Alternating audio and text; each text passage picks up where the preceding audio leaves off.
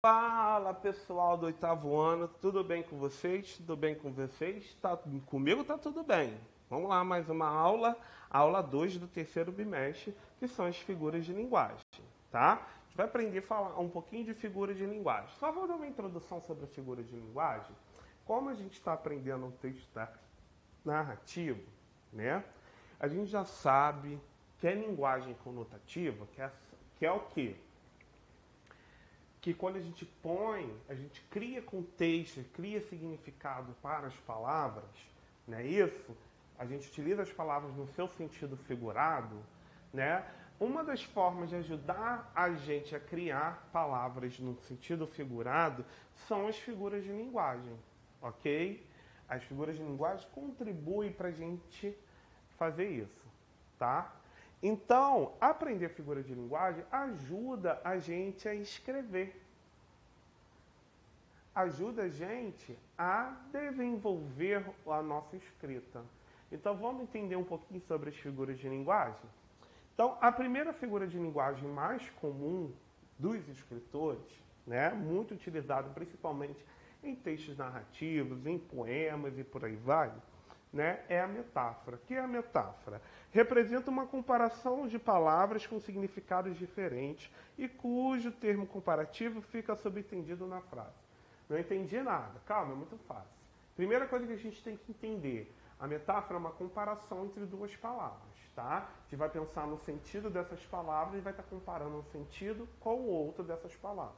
Só que essa comparação não vai ser no sentido real do significado da palavra, vai ser em sentido figurado. Essa é uma dica, né? Ou seja, num contexto que foi criado, no sentido figurado. E outra ideia é entender que na metáfora não tem um elemento de comparação. Ele fica escondido, ele fica subentendido. A gente vai entender o que é esse elemento de comparação quando a gente for estudar a figura de linguagem de comparação, para ficar mais claro.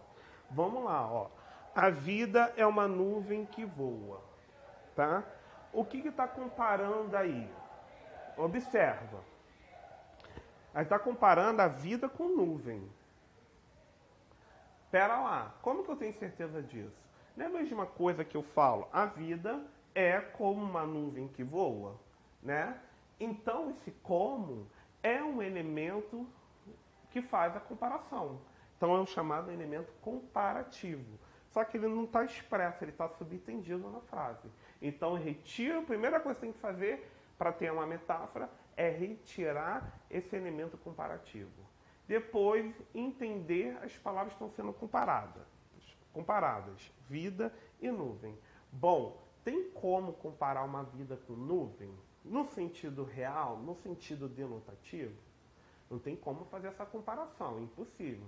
Entretanto, num sentido figurado, criado num contexto, no sentido figurado, do significado da palavra vida e da palavra nuvem, sim, tem como fazer a comparação. Por isso que a metáfora é uma comparação entre duas palavras no sentido figurado. Então, aqui ocorre a metáfora, tá?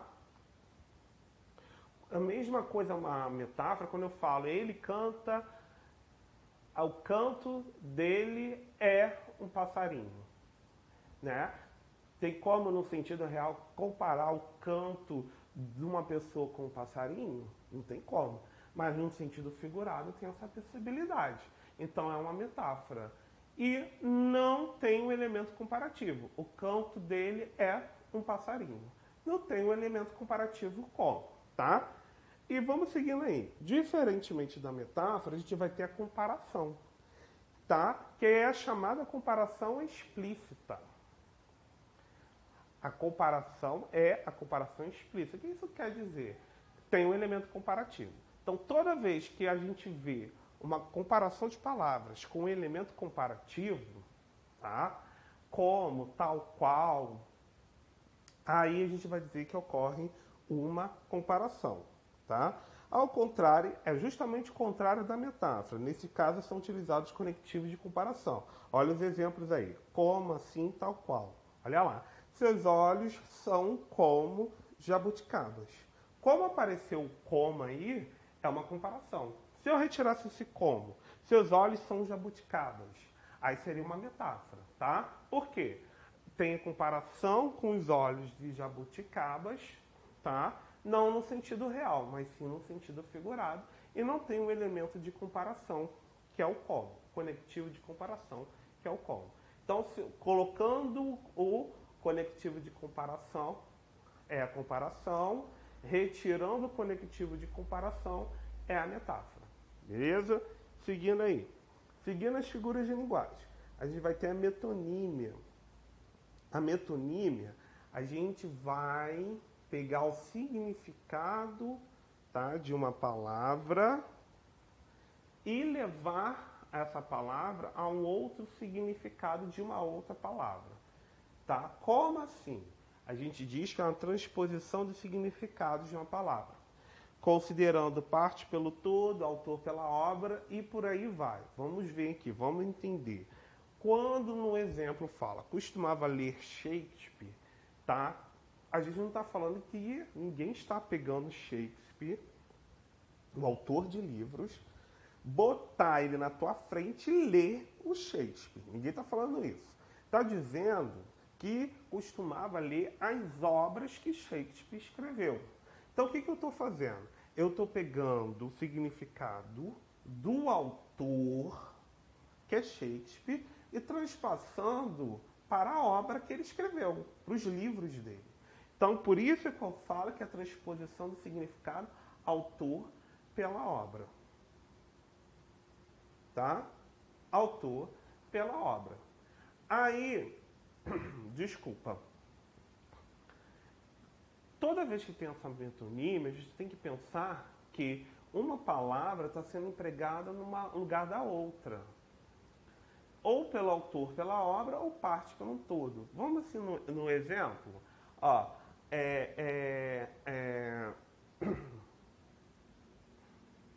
vamos aqui no exemplo. Através da janela, ele via toda a cidade. Olha só, o que eu estou pensando referente, né? Através da janela, ele via toda a cidade.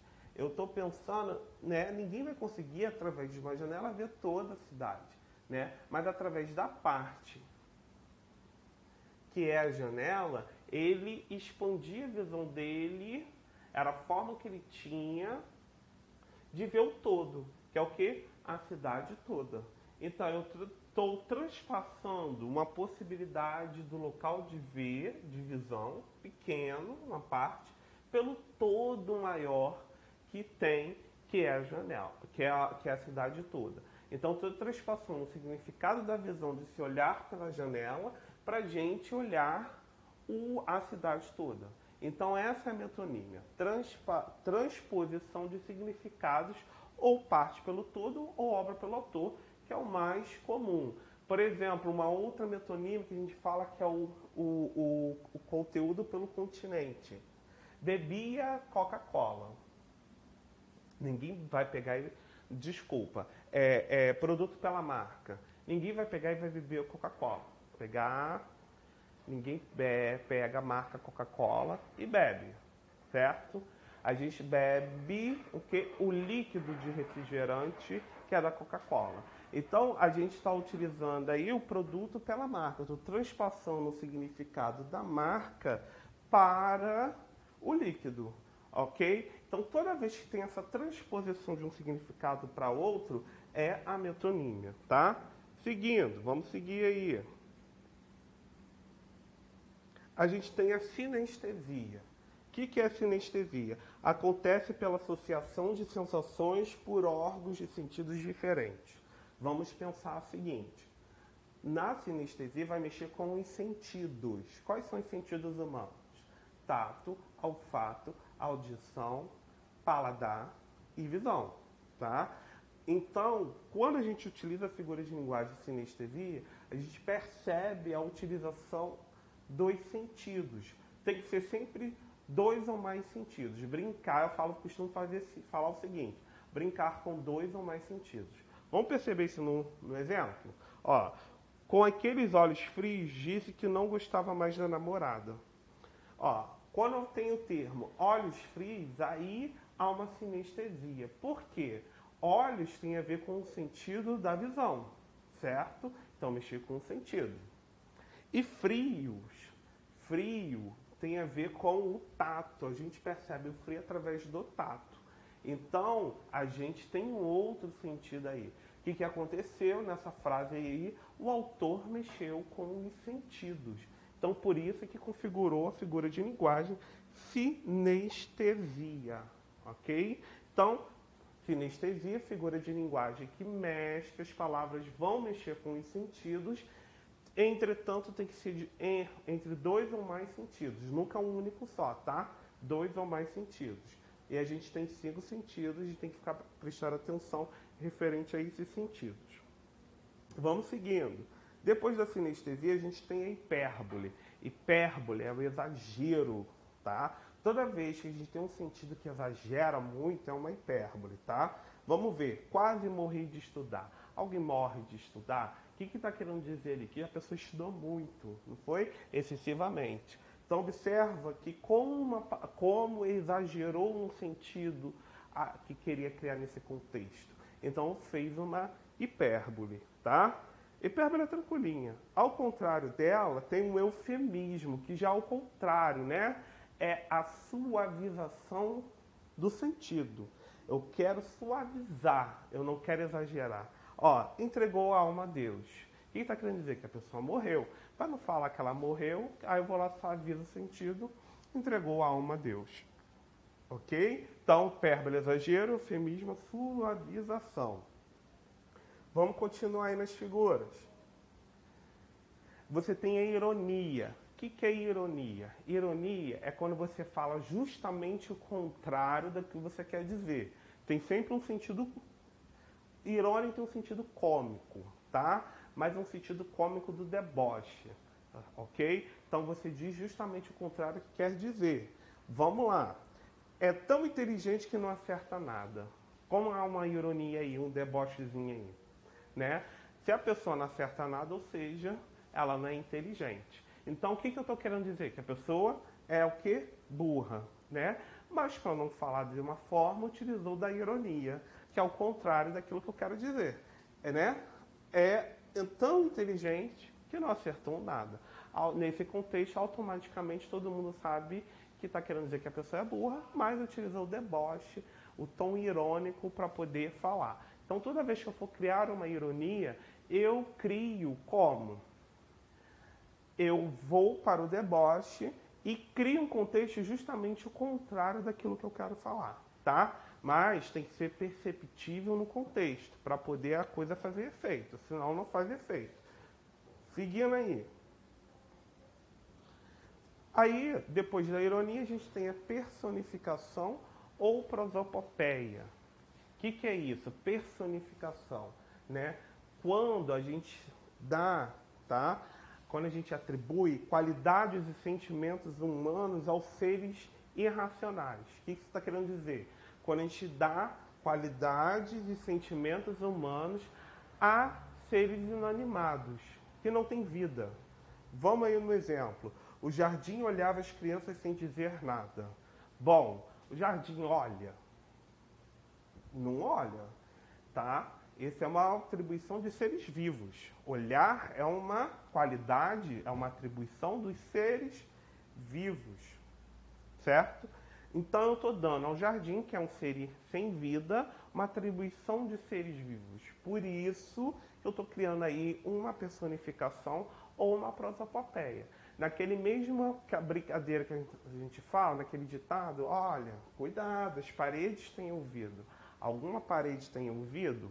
Não, mas eu estou dando uma atribuição humana, uma atribuição dos seres vivos, que é a atribuição de ouvir a algo inanimado, que é a parede. E ali cria um significado. O que eu estou querendo dizer?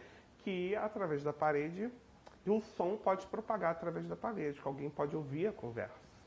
Ok? Então essa é a personificação e a prosopopeia. Galera, tem mais figuras de linguagem, só que a gente vai aprender por enquanto essas aqui. e que essas são as mais comuns. E vamos trabalhar agora nos nossos textos essas figuras de linguagem para a gente melhorar a nossa escrita. Essa é a combinação que eu quero fazer com vocês, tá? Chegamos então, pessoal, ao fim da nossa aula. Faça todas as atividades. Lembre-se que a gente combinou de, tá?